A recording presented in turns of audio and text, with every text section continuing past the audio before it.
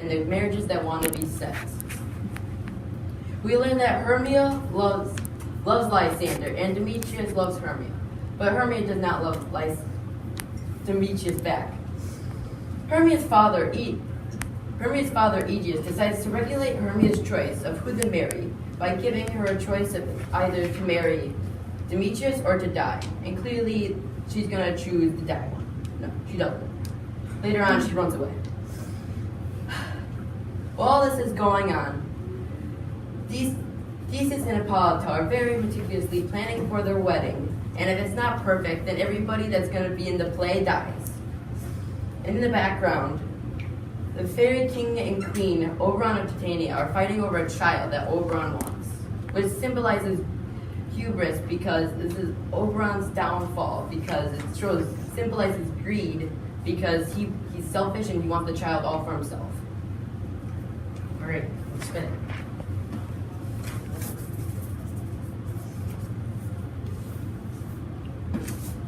Yeah.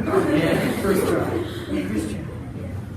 So the rising action of the play was probably one of the most prominent parts of the play because it was very confusing and it had a lot of action in it.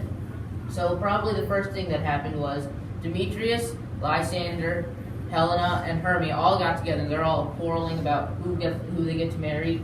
And at first Lysander and Hermia, they decided to run away. And then Helena learns about this plan and tells Demetrius in hopes that he'll show love towards him, but that's kind of stupid. So now, fast forward, everyone's in the woods. Demetrius and Helena are both in the woods. They're trying to find Lysander and Hermia, and Demetrius is saying, "Helena, get away from me! I don't like you." But Helena is like, "No, I love you. Even no matter what, I'll always love you." Even though Demetrius hates her. So now we see Lysander and Hermia. Lysander is asleep. So now we see Oberon. Oberon saw this quarrel between Demetrius and Helena. So he feels bad for Helena, so he wants to put this love potion on Demetrius' eyes so that Demetrius will fall in love with Helena. But his servant boy named Puck puts it on the wrong people because he's stupid. He puts it on Lysander's eyes. So now Lysander is in love with Helena. That didn't work out so well. So in the background of all this, there are these Theseus and Hippolyta want to play for their wedding. So they choose 4 common folk. Among these common folk is a boy named Bottom. His hubris is that he wants everything for himself. He wants all the parts in the play, and he wants everyone to praise him.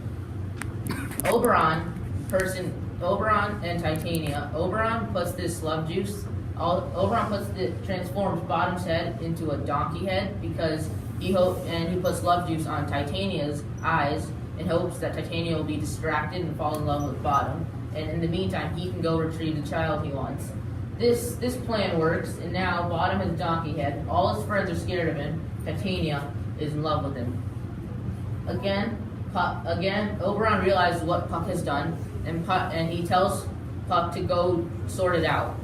Puck now fixed his problem. Now Demetrius is in love with Helena as well. For some reason, Helena does not believe that Demetrius actually loves him. He thinks she's putting a knavery of her because after these events, Demetrius hated Helena, and it was her who would beseech him for his love, and she would never receive it. So now she thinks she's playing a prank because for some reason she can't accept it when her crush loves him. Now, I'm just going to explain the wheel again.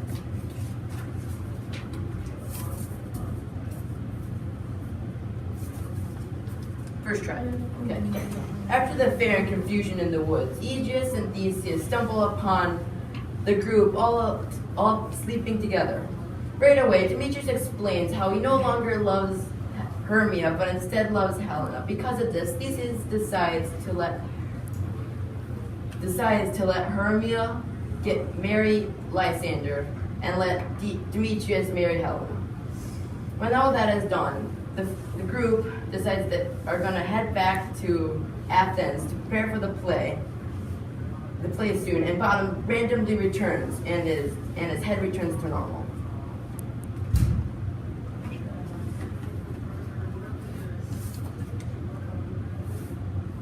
falling action of the play was very short, but it was there. Basically, Bottom returns as again his head's back to normal.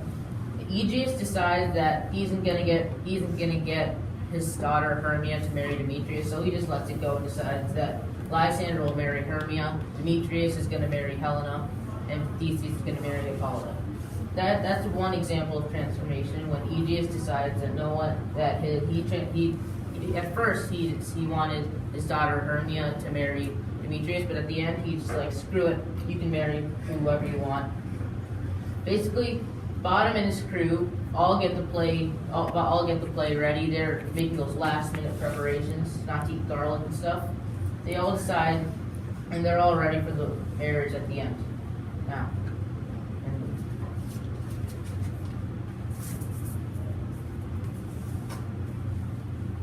For the resolution of the play, it ends with the play and how the actors have to explain, oh no, this isn't a real lion, don't be afraid, and it ends up being a-okay, and nobody's scared, and it ends up being a good play. At the end, it ends with Puck saying his goodbyes and saying how it's a play in a play.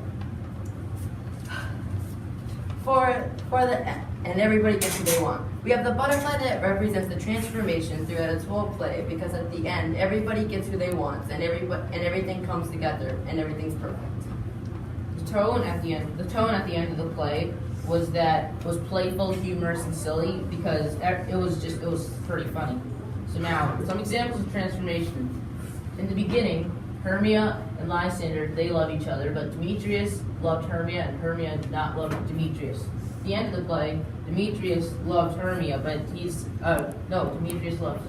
did not love Hermia anymore. Now he loves Helena. Helena also, that's one example of transformation. Another example is when Lysander loves Hermia.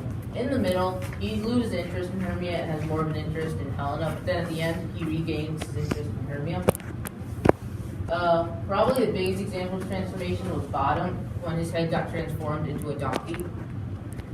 Thank you all for watching our presentation. I hope you know a little more about Midsummer Night's Dream.